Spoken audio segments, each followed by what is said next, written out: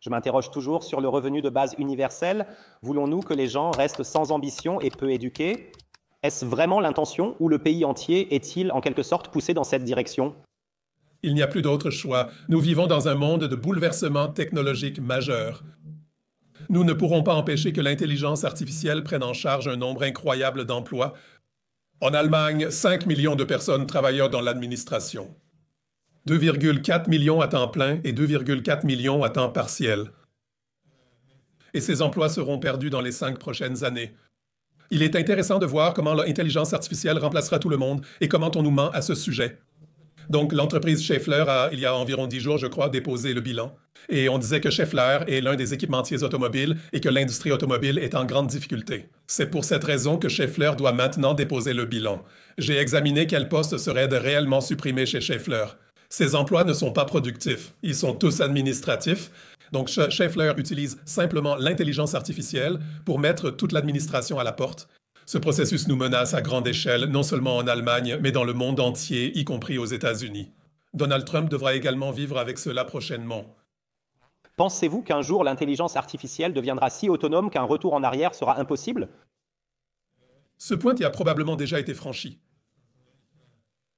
Je me suis renseigné auprès de certaines personnes. Par exemple, je suis Geoffrey Hinton. Geoffrey Hinton vient justement de recevoir le prix Nobel pour le développement de l'intelligence artificielle. Geoffrey Hinton a quitté son poste de chef développeur en intelligence artificielle chez Google l'année dernière, en mai, justement parce que tout cela était devenu beaucoup trop dangereux pour lui. La même chose vaut pour le directeur marketing de Google X. Donc, Google X, c'est un peu le cerveau, le centre de Google, où les nouvelles idées sont rassemblées et développées. Le directeur marketing Mo Gaudat a également quitté son poste, en avançant aussi comme raison que tout cela était devenu trop dangereux. Et chose intéressante, la semaine dernière, il y avait une interview dans le journal Build avec Stuart Russell, qui est professeur à l'université de Stanford et l'un des principaux développeurs ou l'un des principaux scientifiques dans le domaine de l'intelligence artificielle. Et il a effectivement dit à la fin de l'interview que peut-être l'humanité est déjà perdue. Donc, je pense que si 3 personnes, de ce calibre font de telles déclarations, qu'il est vraiment grand temps de s'en occuper, de s'en protéger et d'appeler à instaurer au moins un moratoire dans ce domaine. Ce moratoire a d'ailleurs été demandé notamment par Elon Musk, par Steve Wozniak, donc le partenaire de Steve Jobs. Il y a environ 9 mois, ils ont écrit une lettre ouverte et ont déclaré que l'intelligence artificielle avait atteint un stade où elle devenait dangereuse pour toute l'humanité.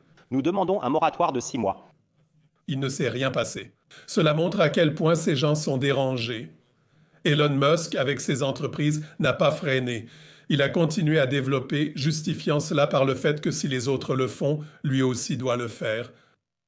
En Allemagne, on parle de moratoire et de normes éthiques pour encadrer le développement de l'intelligence artificielle. Les Chinois investissent massivement dans divers laboratoires de recherche. C'est une concurrence tellement inégale qu'on ne peut pas simplement faire une pause et tout laisser de côté. Si tu fais une pause, ou s'ils font une pause, les autres pays donnent l'impression d'avoir fait des bonds quantiques en avant. Oui, c'est très dangereux. Et ce qui est vraiment dangereux, c'est que tout cela soit entre les mains de si peu de personnes. On pourrait aussi utiliser l'intelligence artificielle dans l'intérêt de nous tous. Mais l'intelligence artificielle est entre les mains de très peu d'entreprises, de quelques startups qui sont immédiatement rachetées par les grandes entreprises. Et elles n'utilisent pas l'intelligence artificielle pour rendre notre vie plus agréable, mais seulement pour accroître leur pouvoir, leur possession de données et leur richesse. Et c'est le grand danger. C'est pourquoi ma plus grande revendication en ce moment serait d'abolir les brevets et les licences dans le monde entier, car c'est la seule façon de nous sauver tous et de permettre à tout cela de progresser dans l'intérêt de nous tous. Ainsi, la situation actuelle mène inévitablement à une catastrophe totale. Comment peut-on quand même donner de l'espoir aux gens dehors? Oui, on peut leur donner de l'espoir en tirant les enseignements de l'histoire. L'histoire nous enseigne que lorsque trop de pouvoir est concentré entre peu de mains, il finit par s'effondrer. Cela vaut pour tous les grands empires, que ce soit l'Empire romain ou d'autres grands empires mondiaux. L'Empire britannique s'est effondré à un moment donné. En Allemagne, nous avons vécu il y a 40 ans la concentration excessive de pouvoir en République démocratique allemande. Elle a une histoire de concentration croissante du pouvoir entre les mains du Parti socialiste unifié d'Allemagne et de la Stasi à l'époque. La République démocratique allemande a également entamé un processus de décomposition avant de s'effondrer. Nous observons également ce processus de décomposition de nos jours. Donc, toutes les mesures prises contre nous, comme le fait que nos droits sont de plus en plus restreints, que nous sommes de plus en plus harcelés, qu'on nous impose des QR codes, qu'on nous interdit de voyager, que la liberté d'expression n'est plus garantie. Tout cela ne montre pas que ceux qui détiennent les leviers du pouvoir sont particulièrement forts, mais cela montre qu'ils se battent vraiment dos au mur contre nous. Cela me donne du courage et me fait réaliser qu'ils ne sont pas si forts. Et quand l'opinion publique basculera, ces gens-là devront vraiment se préparer à affronter des temps difficiles. Dans l'histoire, de tels processus surviennent souvent de manière très soudaine, sans prendre beaucoup de temps. Et je remarque justement ces dernières années que beaucoup de gens sont devenus très critiques. Beaucoup d'entre eux ne sont pas encore visibles dans la rue. Mais quand quelque chose de décisif se produira, ils se lèveront tous. Et je suis absolument certain que cela arrivera.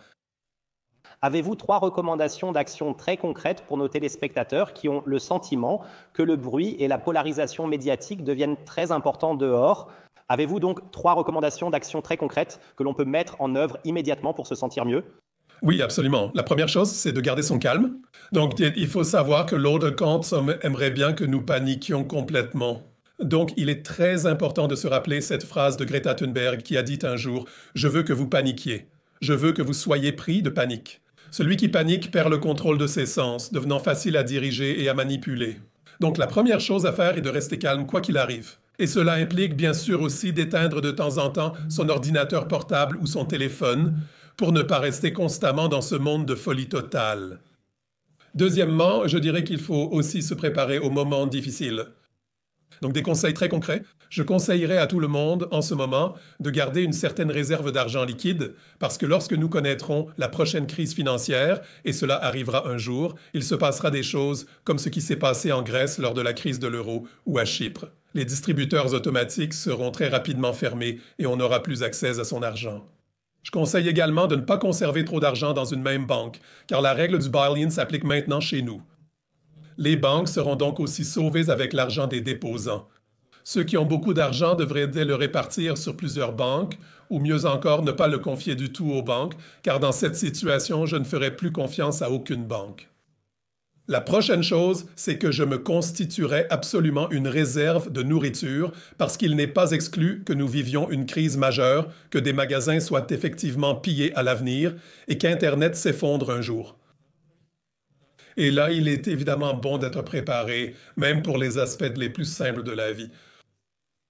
Il est crucial d'occuper ses enfants et de les informer, surtout en cette période.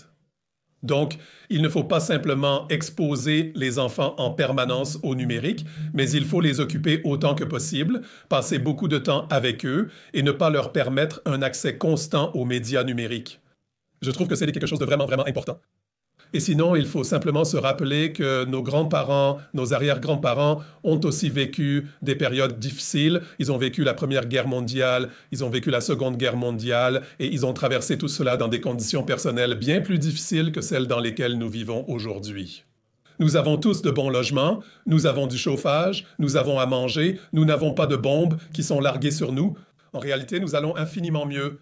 Et je dois dire que nous devrions prendre nos grands-parents et nos arrière-grands-parents comme exemple et simplement traverser cette période difficile. Et il est important de rester connecté. Personne ne pourra traverser seul cette période, tel un combattant isolé. Il est très important de se connecter avec des personnes partageant les mêmes idées, d'essayer de maintenir un échange régulier avec elles et aussi d'attirer de nouvelles personnes dans l'opposition en discutant avec elles et en utilisant ces conversations, ces discussions, pour remettre en question ses propres positions et les rendre plus concrètes. Voici donc mes propositions concrètes pour l'avenir. Merci beaucoup, Monsieur Wolf, pour cette conclusion inspirante et cette formidable conversation. Merci beaucoup.